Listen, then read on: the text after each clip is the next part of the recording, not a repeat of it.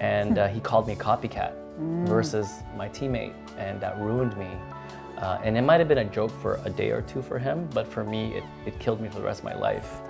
Yeah, and so I was on a path of acceptance, finding everyone to accept me. Yeah. And you end up swallowing who you really are and forgetting who you are just by pleasing other people. Lessons learned? Lesson learned, yes. Clarity is bliss. Hi, welcome to Sharing with Susan B, telling stories from the heart. We're looking to inspire through telling stories of struggle, vulnerability, and lessons learned. Hi, welcome. I'm Susan Blaine. I'm here with one of my favorite people, Tuan Nyugen. Thank you so much. Glad to be here. You are. Let me tell you a little bit about Tuan, okay? We only have 10 minutes, so I'm going to keep it brief. Chief Genie, TedX speaker, host of Awesome Biz Dad podcast, and the website is dudebuddha.com. But you wanted to be a performing artist. That's correct. And you felt obligated to pursue medicine for your parents. It's a trap a lot of us fall into. Yes. What our parents want. You studied BCom, you got your BCom in accounting at Telfer School of Management. You worked at Welsh LLP, so you kind of did that corporate gig for a little while. You worked at Nortel, Director of Organizational Behavior, where you started to kind of turn a little bit. Then you started your own communications company, training company called Health Genie, yes. For dental and health companies back in 1986, and which has grown into a very successful business today. I met him almost 20 years ago at a United Way Builders or United Way event, and you won the Young Builders Award, and Max Keeping was giving it to you. Yeah, it bless was a his surprise. heart. Yeah. You were 26 years old. You looked like you were like a teenager, and I'll never forget how I felt, how that made me feel. I was so inspired. And that began my journey, because I thought, Susan, you better get busy, because this guy's blown me out of the water. You also host business training events, masterminds retreat, where 100% goes to charity. You're a fundraising advisor to over 10 different charities. Junior achievement. You teach kids Taekwondo. I mean, wow, that's just the highlight reel. You have a social enterprise that's really cool, let'shugitout.com. And you're the master hugger. He's a great hugger. Boom. Helping people spread love, hugs, positive vibes, and happiness. But tell us about what has you fired up these days, Tuan. I guess what's really important to me now is recognizing that when I went through a period of depression at one point, you go through changes in your life, and one of the changes, which was divorce and a change in my business career, just got me in a place where I was super lost. But when I shared this openly, vulnerably, almost by accident, what I learned was I was met with vulnerability as well. So that was what was really powerful. And when I was met with vulnerability, I learned what fires me up these days, which is learning that men, business fathers, who are the ones who resonate with me the most, because I'm a father and I'm a business owner, and my daughter's behind this camera, by the way. She is. And I realized that men suffer as well in their own ways. Everyone has their form of suffering. Yeah. But I felt that I was in a place where I'm there to support these men. And I have an online community. It's anonymous. It gives them the space to share what they want, and then I can support them through understanding what their needs are. I love that, because that's so powerful, and that's what I really hope to do with this series is demonstrate how powerful vulnerability is and how it is really the thing that connects us all. And I always thought I was somewhat vulnerable because, when you're a sensitive guy, people think, hey, you're this guy who's willing to be sensitive.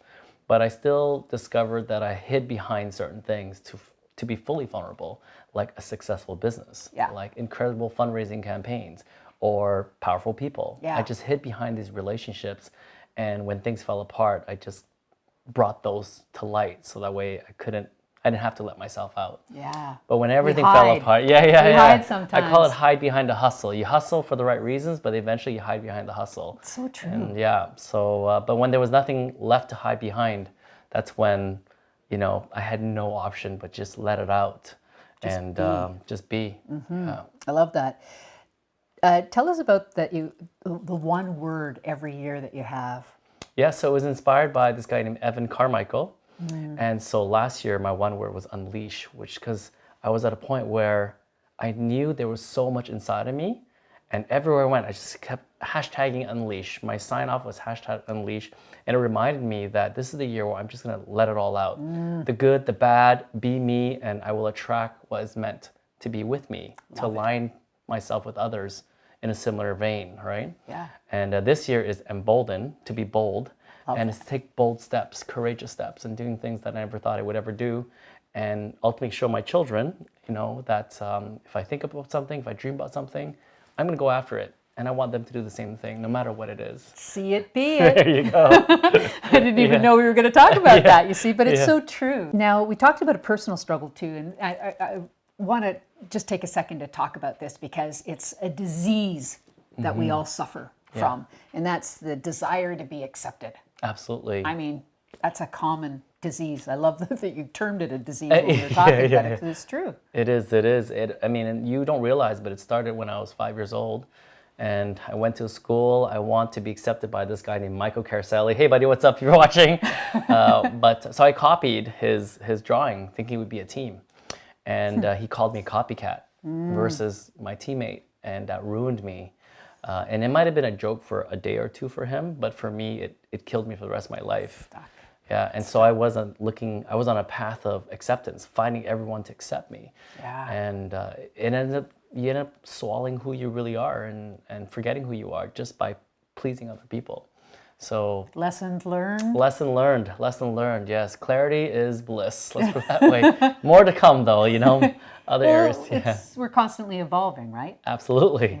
Absolutely. So which leads me to my next question. What I'm curious about is what's next for you? What's next? Yeah. I have quite a fair bit of interest in my community. I have about 14,000 men in my community now around the world. Wow. But I do this part-time because, I purposely, intentionally said I would spend more time with my children first.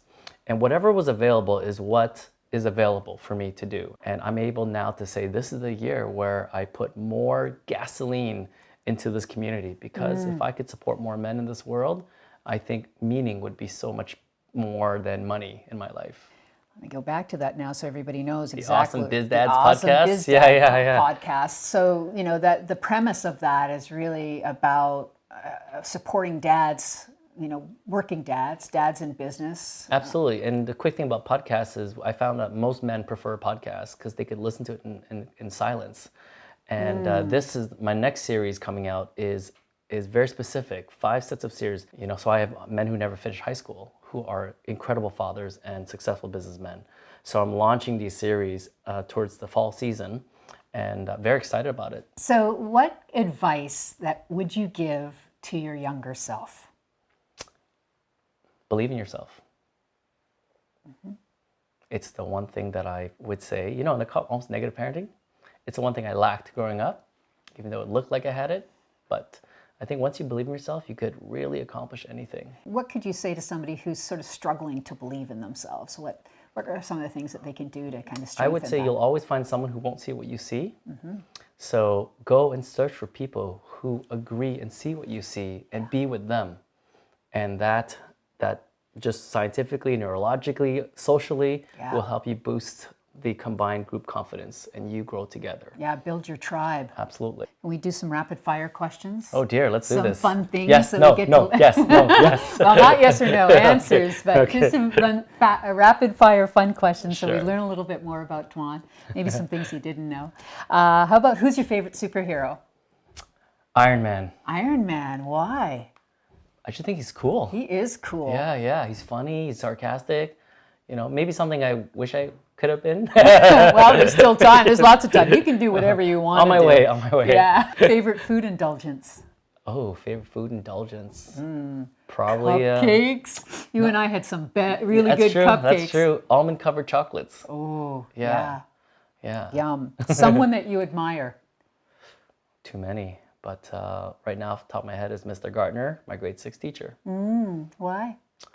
He just had the most creative and most uncommitted way of living to the success of the people he served.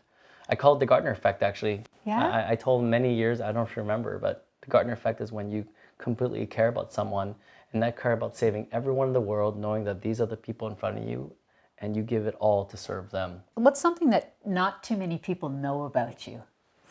Oh my goodness, I didn't know you were gonna ask me this question. This is not a rapid fire question. Well, I could say it faster.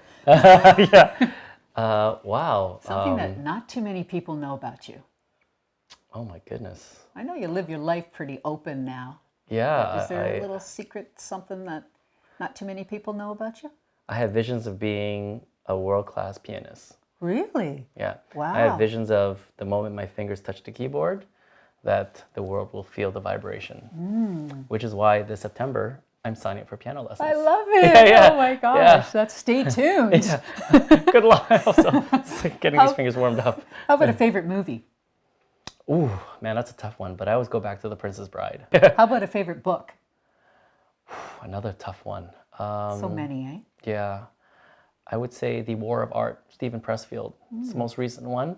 I love Cain and Abel in terms of fiction. Oh, yeah. That's my favorite one. But personal development would be War of Art, fiction, Cain and Abel. Good. Look those up.